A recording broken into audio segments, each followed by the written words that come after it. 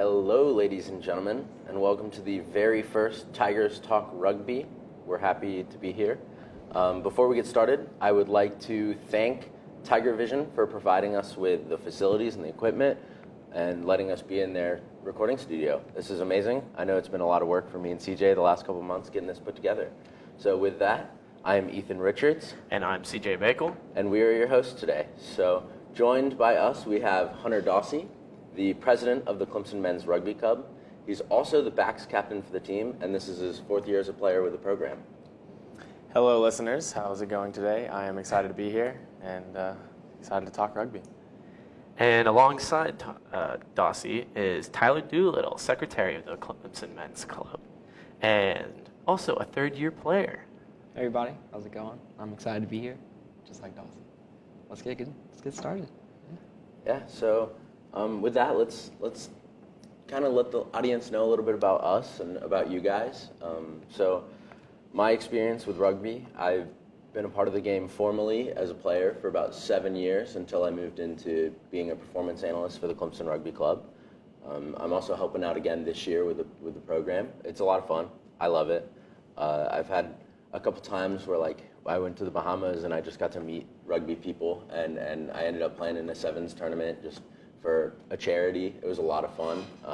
How'd you get started with rugby? Actually, so my dad's English, and we would get a rugby ball and we'd throw around in the front yard with my dad and my brothers. Born and bred into the sport rather than, introduced like a lot of other players. Yeah, I guess you'd say that. I know I introduced Tyler to the sport when we were in high school. Yep. So, Yeah, definitely. I find that pretty interesting as well. I didn't start playing rugby until I got into college. I played football and ran track all of high school, and one of my best friends, Grant Weston, his dad taught the high school team and tried to get me to come play touch. I played touch a little bit, but didn't get out until I got to college. But getting into the little bit more leadership side of it these past few years, but it was very interesting getting into it, learning the sport, and being introduced to it later on in my life. Yeah. I started my sophomore year of high school with Ethan Richards, hosted this show. He got me into it. It all started, he unfortunately got a shoulder injury, and so he wasn't going to be able to play tennis. And he said, hey, if I can't play tennis, then you should come out and play rugby with me. And I thought he was joking, and it turns out he wasn't. I was not joking. He brought me out to a game, and I was just instantly hooked, and I loved it. Immediately went home and started watching every rugby match I could get my hands on, and it just kind of started from there. It's kind of like a fall in love kind of story. It was. Oh, absolutely. It was love at first sight. Love at first sight. Mine was like a love at first ball touch. So mine was weird because I moved to England when I was 11, 12 years old, and my entire life played football. That was my thing was playing football. Coming over to England, American football is non-existent. So I went into class my first day of school, and everybody's like, "Oh my God, that kid's huge! We should totally recruit him to be a forward." So I remember my first coach, he came up to me and was like, "You look like you'd be a perfect 8-man for us, and we have a game this weekend, so you're going to be playing this weekend." And I never even went to training at all or anything like that. I played that weekend. They just passed me the ball. I was like, "CJ, run forward!" And sure enough, that was what happened. And ever since then, 8 years later, I'm here. Nice. Man, I didn't realize that you started at 8 when you first played the game. Yeah, no, I started at 8, and then I progressively moved forward into the line. So I started at 8, and then I went to second row, the second year I started playing, and then I'm front row because I guess it was I don't know. Big. I got huge. So Went from big to massive. Yeah, I know whenever a lot of people first get into the sport in the U.S., I mean, I know your first experience was in another country, but when Tyler picked it up, we handed him a ball, and he was just not really sure what to do with it, and then my dad said, "Run forward," and that was his first go at it as well, was just run forward, and at that moment, my dad was like, "He'll probably be a decent player." So you always have that one project kid on the team. So Tyler was it, I guess. I still remember the first time I was able to start in a game in high school, and I remember they were kicking it for touch off of a penalty, and I caught it, and I had no idea what I was doing. I just knew I had to go for it. And I mean, that's one of my favorite rugby moments because that's when I kind of knew that this is what I really wanted to pursue and put my time into. So. Yeah, definitely. One of my favorite experiences was freshman year when we got to go to Las Vegas for the Sevens tournament. And Grant, the guy who got me into rugby, was on the team as well with me my freshman year. And we were in playing Navy, and we were on the goal line, and Grant made a kick to me, and I caught it about the 50 and then offloaded to Grant, who took it all the way in for a try. And that was just kind of one of the coolest moments, and I never really looked back from there. Just having that feeling in that stadium, as a freshman, I had never really played rugby before, but getting to feel that level of excitement and that level of achievement with scoring a try or performing in front of people was super cool, and I never looked back for rugby. And from then, I remember telling Coach in that same trip, actually, that I will not be trying out for football anymore. I'm just going to keep playing rugby. So I thought that was super cool. Yeah, because you ended up trying to do the walk-on trial. Yeah, right? Actually, when I first came to Clemson, I was walking on. I was recruited by smaller schools to play football, but I pretty much told anybody that asked me I was going to go to Clemson regardless if I was going to play football or not. I knew I would find what I wanted to do with my life here at Clemson, regardless of if it was football. And I tried out my first semester and didn't make it, and then started playing rugby and went out to practice ever since then, and just kind of took my football work ethic out there, and I don't know, just really loved it, and haven't looked back since then. I'm still trying to convince football players who are trying out for the football team come play rugby. So yeah, I wonder what that must have been like the other day when you were talking to those football players. Yeah. It was actually really cool. I felt very comfortable. I kind of felt like one of them as well because I was in their shoes, and it was really easy for me to go up in front of them and be like, hey, I was literally standing in your exact same shoes, and now I'm the president of the rugby club and the captain, and just kind of taking my brains and my athleticism to a different sport and another opportunity with just as many opportunities in terms of professional and collegiate opportunities. And I thought it was really cool being able to explain that to those guys and see a couple of them be like, wow, there's other opportunities to play and show my athleticism other than football. So that's awesome. Yeah. So coming up this week for the Clemson Men's Rugby Club, there's a game against Coastal. Yeah. I'd be happy to hear about what your attitude is coming into that game and what you've been seeing out of the players. Yeah, I'm honestly really excited for this game this next weekend. We've been doing a little bit more development kind of skill stuff, just checking guys out at training. We've only been here for about a week, so things have definitely been early in terms of moving things along, in terms of getting the full aspect and understanding what we're running as a team. So hopefully this week that'll all come together. But I think we've seen a lot of heart, and we've seen a lot of guys come out and want to give their best effort and do their best, and that's been really exciting for me. There's a lot of opportunity I see. So, and I think we'll be able to go out with just these 2 weeks and play some really good rugby against Coastal Carolina this next weekend. So. Yeah, that's exciting. What about either you other two boys? I know both CJ Bakle and Tyler Doolittle are on the team as well, so I'd love to hear some of your attitudes going in. Yeah, Tyler, you want to start? This will be my first time playing against Coastal Carolina, so I'm pretty excited just for that. I mean, I've known people that I played in high school with that play for them, so it'll be fun to get out there and kind of go back to our roots in high school. And I'm just really excited. Yesterday we had a little combine type deal, and I got to see kind of what our backs are looking like this year, and I think this game is just going to kind of set us up for the future, and I'm really excited what I was seeing at least. I mean, I know Dawsey is also in the back line with me, and I think we got some really good talent that we can develop. Yeah, as a forward, we have a lot of talent, and a lot of the guys from last year and the year previous have been on, they've been on this team and they've stuck with this team. So, right. We've had a lot of experience in the pack, and we don't have any, leavers besides, Joel Jalden. But that's a tough position to fill, but I think we have, the experience and the talent to fill that. And we're having Trey Reed coming back, Harry, Harry Robinson, Reed Brandt. You know, a lot of those guys are big leaders, and they've been coaching the newer guys coming in. And I think we have a lot of potential. So I'm excited for the forwards at least.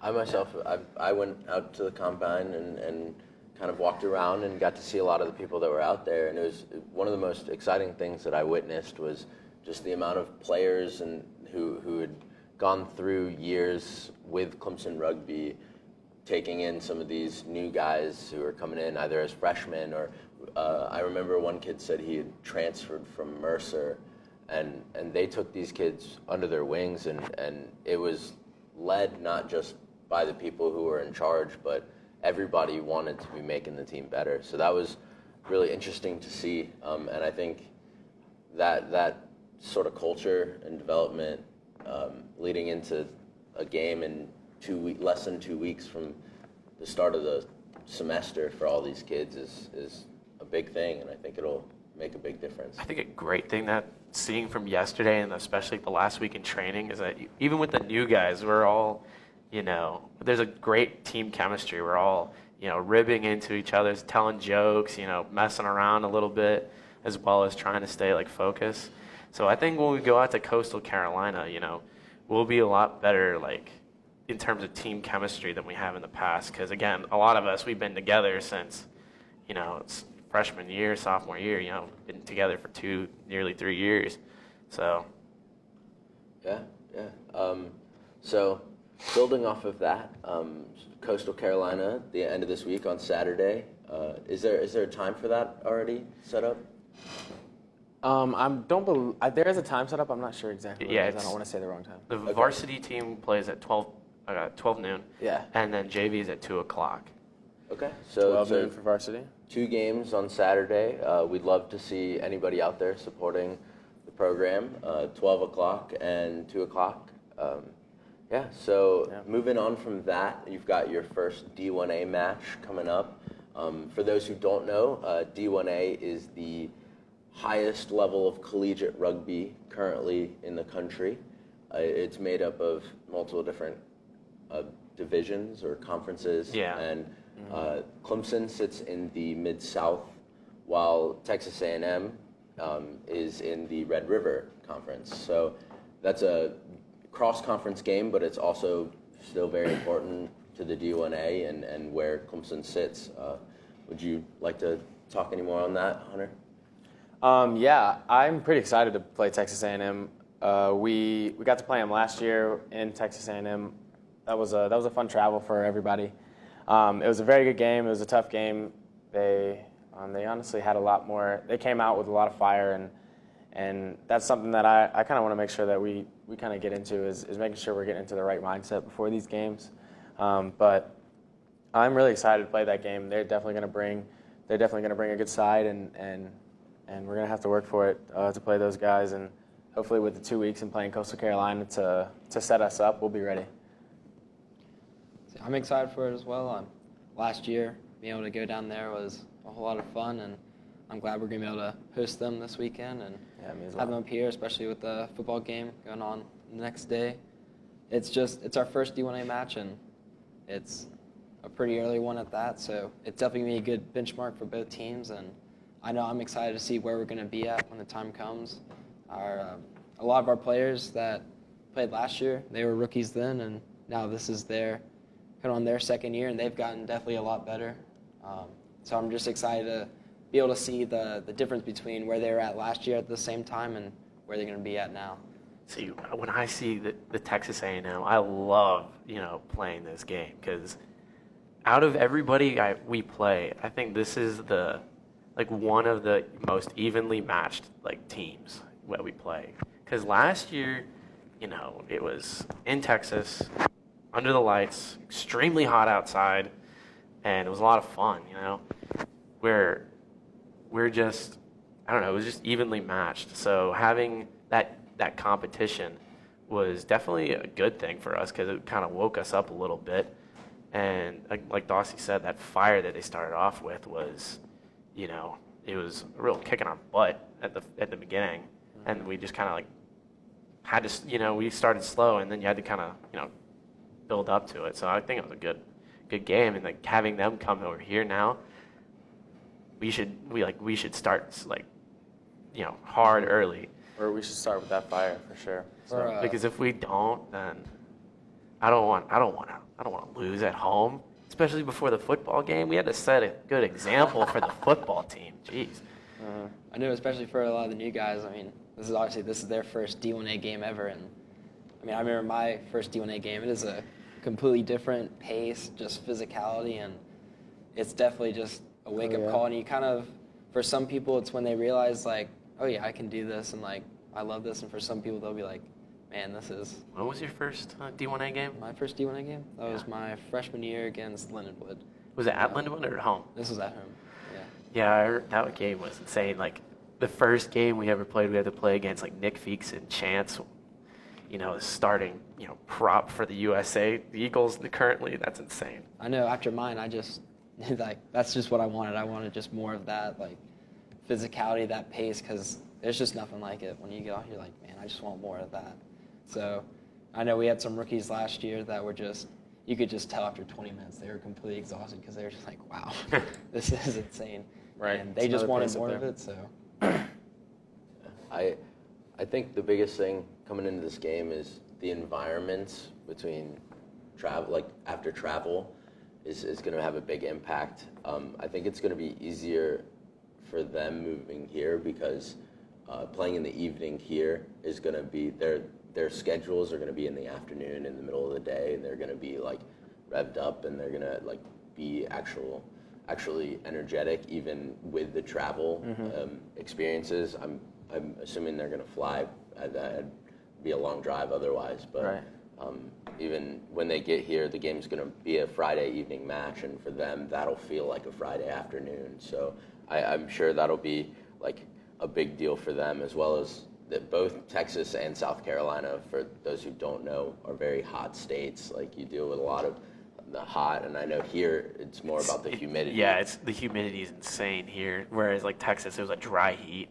Right, so I think that environment might make an impact on how they play the game versus how Clemson plays the game. So I'd love to be on the sideline for that and seeing how A&M handles the humidity in Clemson. So. Definitely, yeah. But again, the beauty of playing in South Carolina is that we never have to play in the snow or in any cold weather.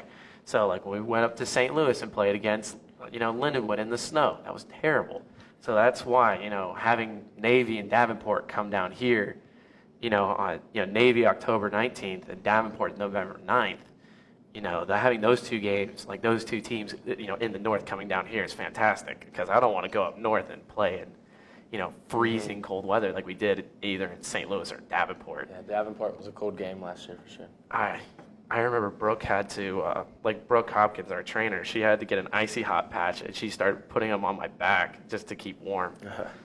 Wow. Yeah. Yeah, they were shoveling snow off the pitch for Lindenwood and for Davenport. Yeah.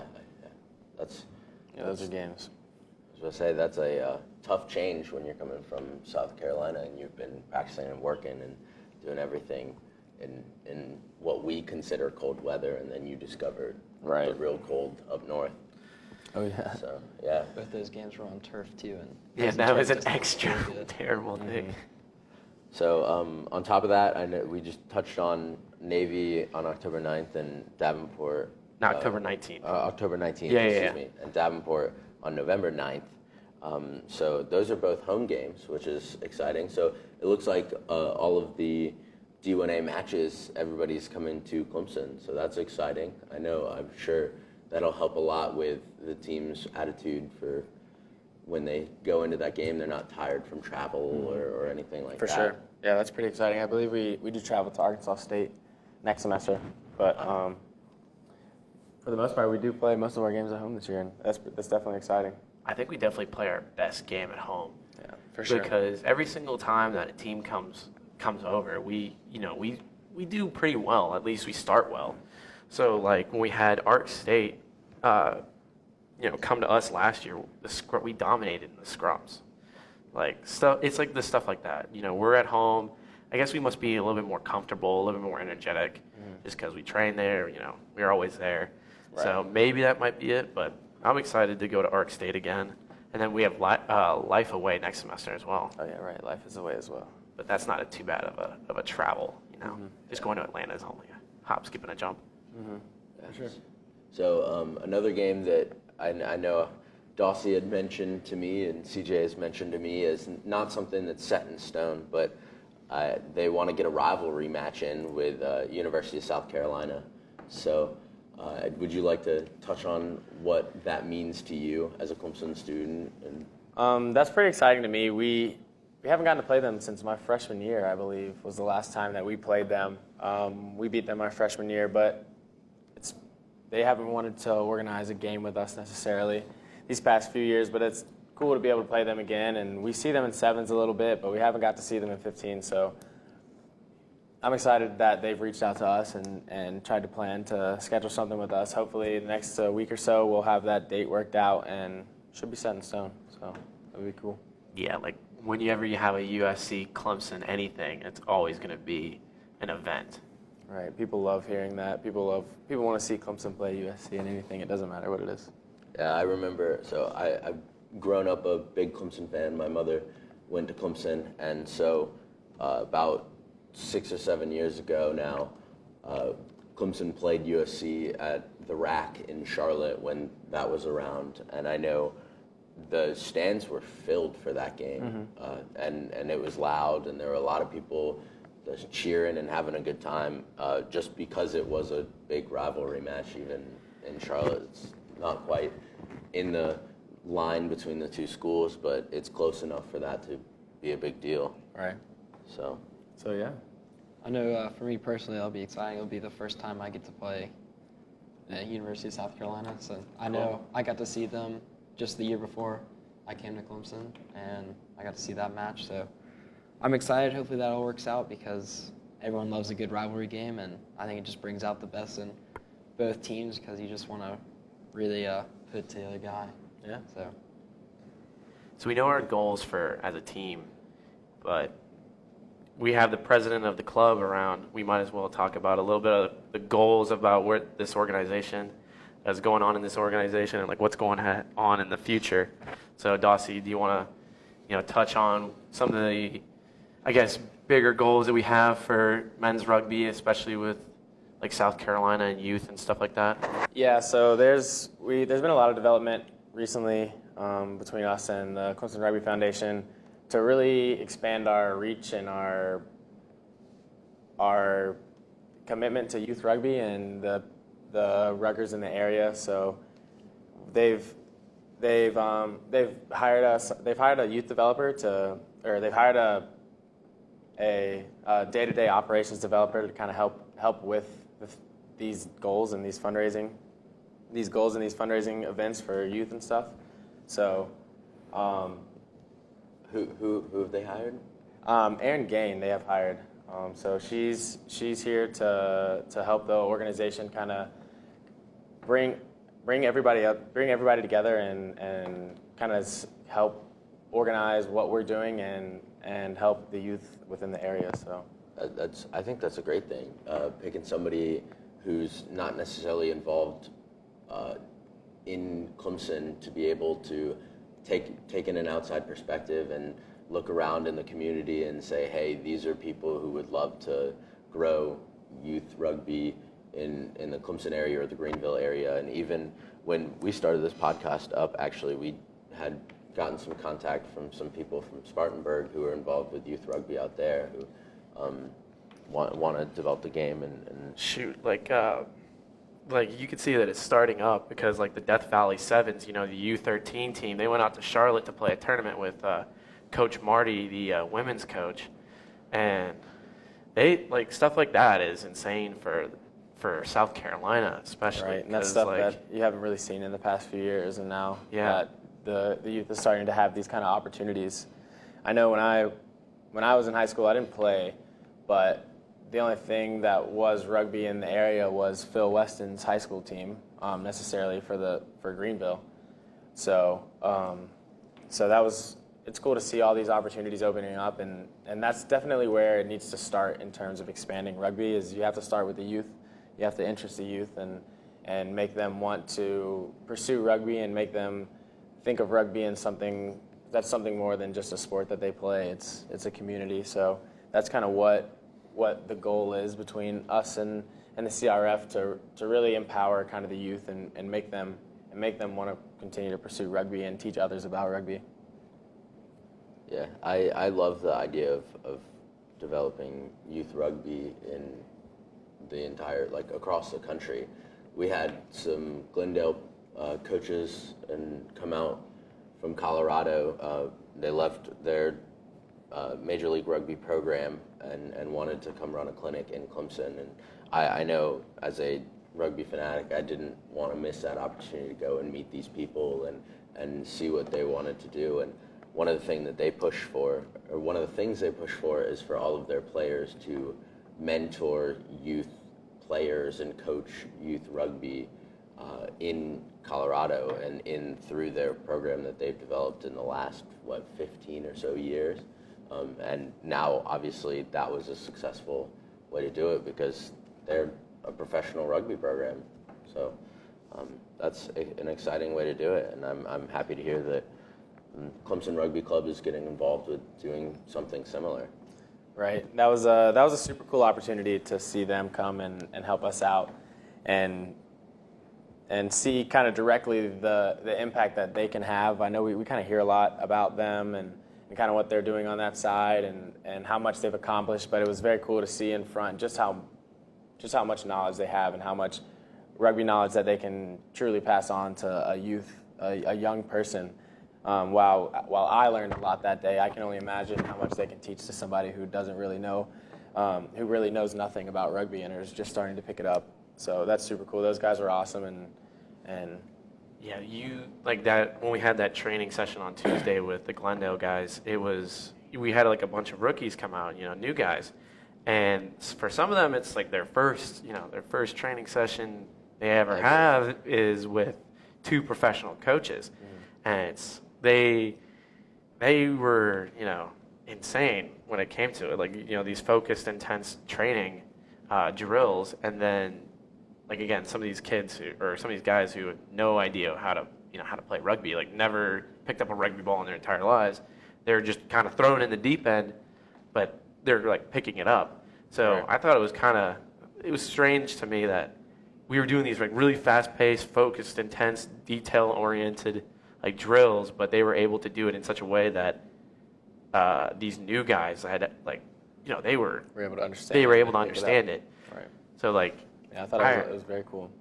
For instance, when it came to Coach Peter, when he was talking about tackling, and when you're going into the tackle with the near foot, near shoulder, and then you punch with your hands, he was telling me and another player that it's like in football when you're a left tackle or any offensive lineman, and you're just like blocking them with your hands. You got to keep them in close and everything like that. And I think a lot of people don't really do that cross-sport like application, if you get what I'm saying, when it comes to rugby, because a lot of people kind of coach rugby as just rugby rather than try to apply it, and I think that's the best way to get newer people to understand it. You know what I mean? Yeah, definitely. Absolutely. Like I know at the clinic, not necessarily the Glendale clinic, but with just the Clemson players this past Saturday, I was out there watching and seeing the development of the program, and one of the biggest things that I had heard was one of the players who had formerly played soccer at a collegiate level, and he was told when they were talking about running a line out and setting up a line out that when you're throwing in that ball on a line out, it's very similar in structure to when you're throwing in a ball in soccer. I mean, because that's where that comes from, really, as a technique. Yeah, because I mean, rugby is just, it's a branch off of soccer. It's kind of like Somebody picked up the ball and started running with it. Exactly. Right. So, yeah, I know. Just that development level, just in those 4 days between when Glendale was here to when it was just the Clemson Rugby guys out there.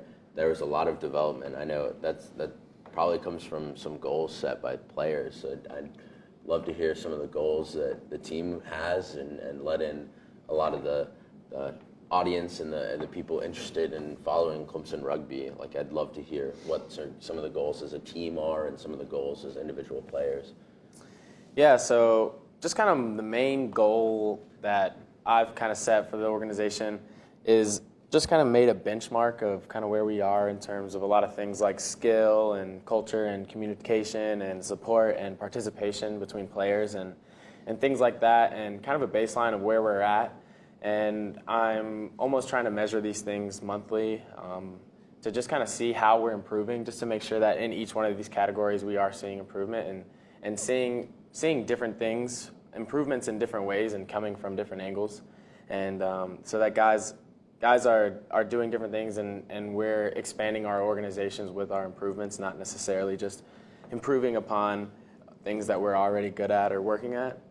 So I think that kind of one of the biggest goals with that is just to bring our team culture kind of back in together. I think that there's a big issue in the past couple years, where the younger guys or the newer guys who weren't playing on the varsity level didn't feel as important as that full varsity player. And my biggest goal for the organization is for a freshman or somebody who never plays or who just started playing rugby and all he gets to play is JV games, but he comes to practice every day. I want that person to feel just as important as the person who's our starting captain or our starting varsity player.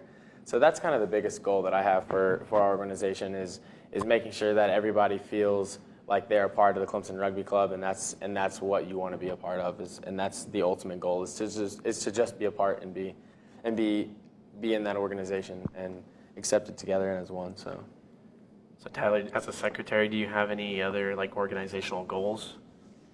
I mean, really, it's kind of just what you want to see with every team. You want to see constant improvement.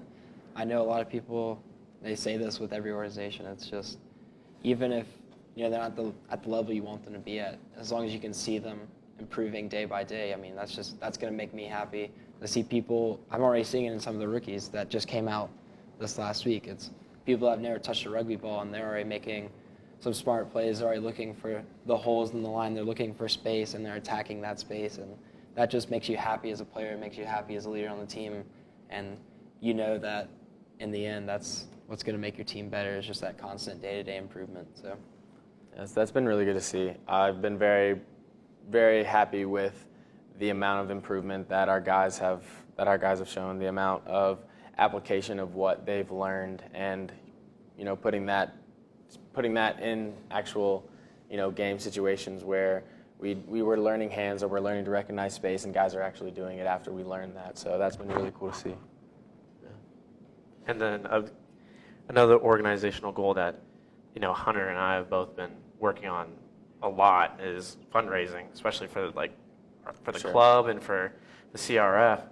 So one of our main goals is, with the schools funding being cut from us, we're trying to be more independent with this fundraising. So along with the help of Aaron and the rest of the CRF, we have set up a way to fundraise. So Dawsey had the fantastic idea of having each player do a $1,000 pledge, or the pledge to give the time and the effort to help raise $1,000 themselves. And you look on our group app on Band, you see there's 60, 70 players. If everybody gets $1,000, that's $70,000. So, right. Yeah, that'd be that's a phenomenal feat. Yeah, fundraising has been a huge focus in all shapes and sizes and forms, and we've been reaching out a lot to the players themselves. It's on us now to support this organization. So that's kind of what we're having to do moving forward, and that's a lot with the new independent student organization policies that have kind of come up through that have kind of come up through this past year. The new policy has made us a lot more independent from the university. We no longer have to bank through the university or register our organization, but we are a group of recognized students. But we do have a lot more freedom, also a lot less financial support. So that's kind of where we're at within that. Yeah, again, with that financial support, we do need help.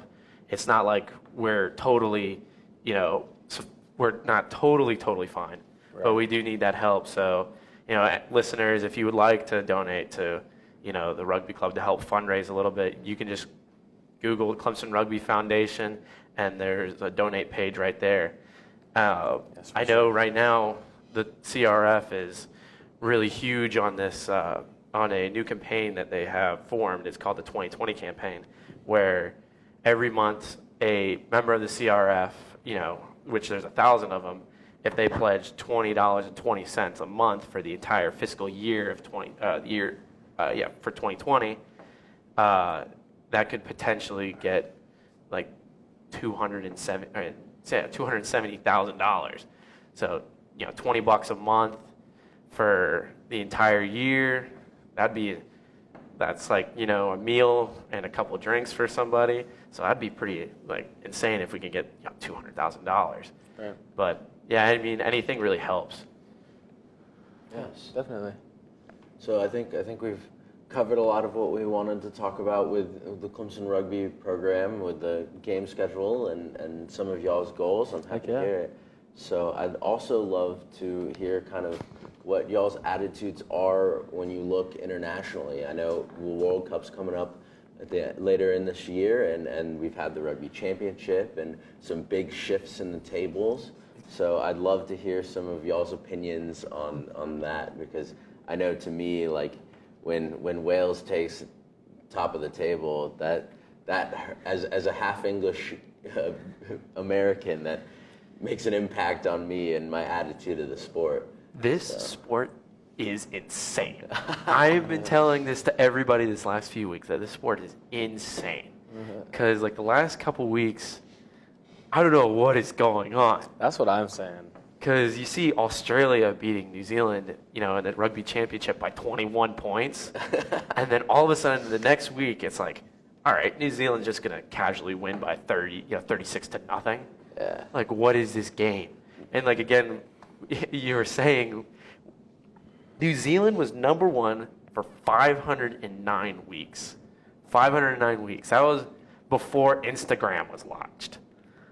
Wow. That was before Instagram was launched. That's how long it's been. So 2009, that's when the last time somebody besides New Zealand was number one. And now Wales just all of a sudden is like, oh, hey guys, we're just going to, smack you out of your place. This sport is insane. For those of you that don't know, the New Zealand All Blacks, so far they're a 3-time winner of the Rugby World Cup, which is going on this year. They're the first team to win it back-to-back, so they won in 2011 and 2015. And yeah, they've been number one since 2009. And right now they're looking to be in a little bit of slump. They just tied South Africa in this warm-up match, and was in the Rugby Championship, and then they lost to Australia, but then they come back the next week and beat them 36-0. So they're in a really interesting spot right now, I think, going into the World Cup. I just don't understand. Again, they came third overall in the Rugby Championship, behind South Africa and Australia. I think you can attest it to some of the players that they had on the field, though. Yeah, historically, you saw it. I know I got into rugby right around the 2015 World Cup, and Australia beat them then too, and they ended up beating Australia in the finals of the 2015 Rugby World Cup then. Yeah. And they historically slumped a little bit before, and I think, like you're saying, that comes to the personnel group. They want to try new things. They want to get some of the players capped, and we call them caps for every international match that a player plays. They get a cap for that. So they're trying to get new people capped, and they want to get experience, and they want to have that before the World Cup when you're on the biggest stage in rugby. And so it's kind of been known that they'll slump a little bit because they put a newer crowd out there, so Interesting. they kind of give everyone a false sense of hope sometimes, which is kind of what Ireland's doing as well, I think. With that tough loss yesterday for 57-15. the Irish. I'm happy about it. I don't know about you guys, but yeah. So Tyler, I guess like, what are some of those, like you were saying, like, you know, the players that they're putting out there? Like, what? Give me an example of what you're trying to say. Like, some of those players are, you know, they're being a little bit experimental. So like one of them is Richie Mo'unga. So he is the fly half, which is the number 10 out on a rugby pitch. He plays for the Crusaders, and they're a pretty dominant side in Super Rugby, which is pretty much like the Southern Hemisphere Premiership Soccer League, like what they have in Go Crusaders. England. So Shameless fan. So Absolutely. for the past, pretty much since the 2015 World Cup, they've had Bowden Barrett as their consistent starting fly half, and right now they're trying out some new blood in Richie Mo'unga. They put Bowden Barrett out at fullback, Bowden Barrett's been a utility back before. When he first started with the All Blacks, he was pretty much the definition of an impact sub. He would just go wherever they need him, and he would come out and just absolutely just dust some people and make some brilliant tries. So it's definitely interesting to see him getting pushed back a little bit, but sometimes for the better. I mean, Richmond is a great fly half, but Bowden Barrett's just a great rugby player. Yeah, New Zealand, again, it's going to be interesting seeing how they go into the World Cup because, again, in their group, they have South Africa. South Africa has been looking insane as of recently. Yeah, they tied New Zealand in their game and won the rugby championship. So that's a big deal coming in from the World Cup. That's still about a month-ish away until the start, but do you think they could pull it off? Do you think they could host that trophy at the end of it, the Webb Ellis Cup? I think South Africa can win it all.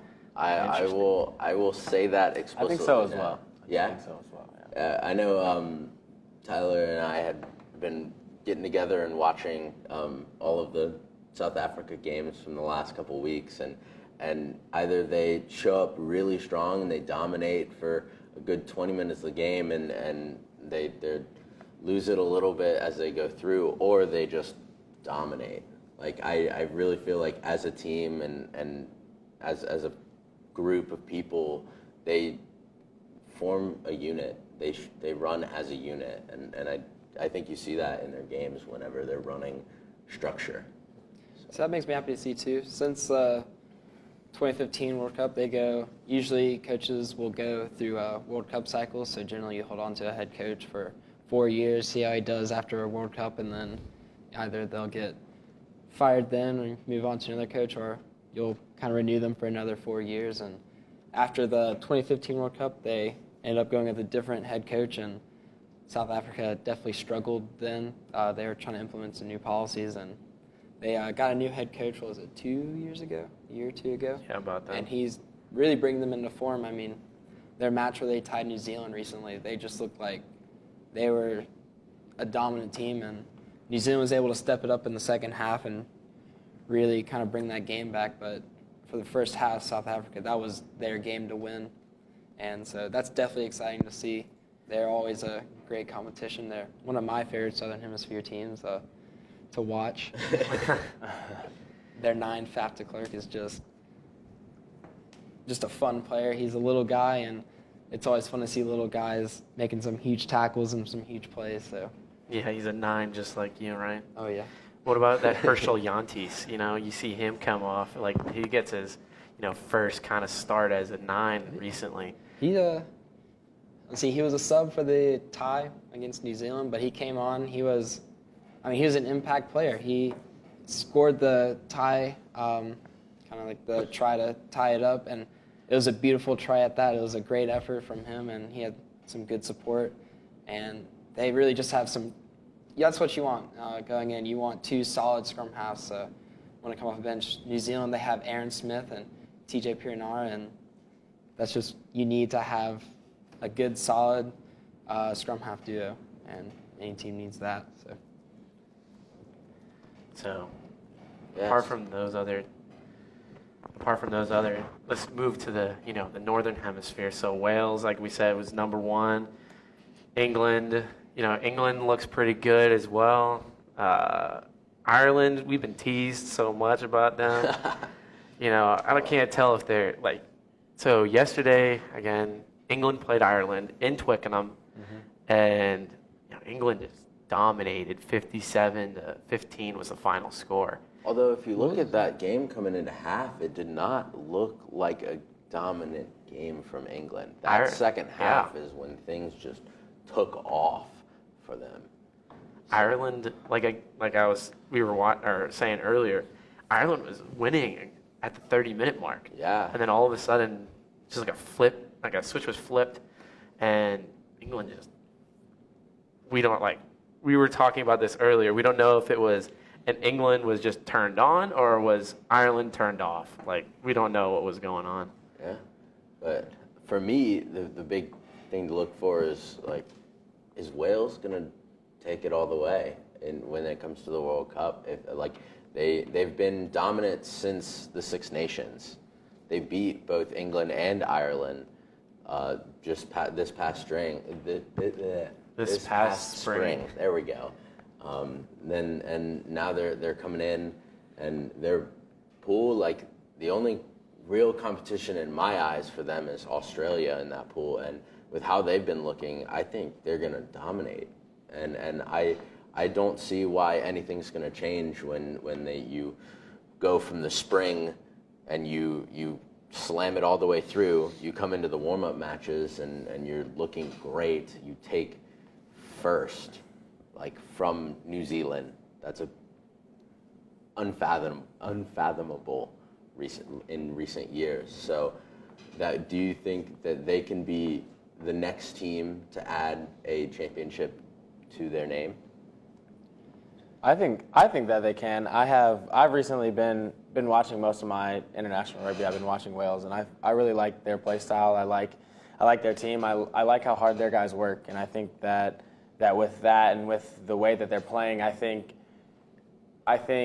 like I was talking about earlier, the mindset and the ability to come in at your best is huge in rugby, and I think Wales is at their best right now, and I think they have a good chance to take this pool and take it all the way. So, I mean, I know for that pool, that would be Pool D, and they have Australia, Georgia, Fiji, and Uruguay with them. I definitely see Wales winning that pool. Australia's looking a little rough, in my opinion, these past couple years. I mean, they did just kind of crush New Zealand, but then they just came back the next week and got demolished by them. So it's interesting, but I think they can win that out, and they are in phenomenal form right now. They just came off a Grand Slam in Six Nations, and they held the number one spot. What was it, 29 hours, I think? Yeah, it was. And then unfortunately lost to England, and then they go England. And then they came back and beat England. So they went and got that number one spot back, and they're looking great, and that makes me happy to see. It's good to see Southern Hemisphere has kind of dominated rugby in recent years, so seeing a Northern Hemisphere team kind of encroaching on that I think it's just good for the sport in general. Yeah, because this World Cup, at least the build-up to this World Cup, like we were saying earlier, it's insane. Yeah. And the playing field looks just about as even as it's ever been. Anybody could win it all. Yeah, I would agree. This is anybody's year. There's gonna be some good rugby. This year. I'm really excited. We always got to talk about our own home team, USA. Well, we lost to Japan, who will be the home team for this World Cup, being in Japan. So that doesn't bode well for us, I don't think. But I would love to see us just perform well. I would love to see us take games off of some of these big name teams like France or Argentina, who both play in what is considered the top level in the North and Southern Hemisphere. Right. So I would love to see that. Yeah, that group is insane. Yeah, I would say this is the group. So for those who don't know, the U.S. is in Pool C with England, France, Argentina, and Tonga. I think, in my eyes, this is the pool that when I sat down to say, here's who I think is going through, it was the hardest to decide, because I felt like Tonga and the U.S. can take games off of these other players. Tyler's shaking his head over here. I genuinely believe that could be an upset. And I think you look at England, you look at France, you look at Argentina, and genuinely any of those teams could take first or second. So USA and 15s have been. It's a rough history. It's a rough history. This pool is definitely England, France, and Argentina. They're all considered Tier 1 nations. Argentina plays in the Rugby Championship. England and France play in Six Nations. And those are the top competitions for their respective hemispheres. And I think really in this pool, the United States' only chance is really against Tonga. I mean, I'm excited for that game because obviously I want to see the U.S. do well. We could actually win. But we could actually win against Tonga.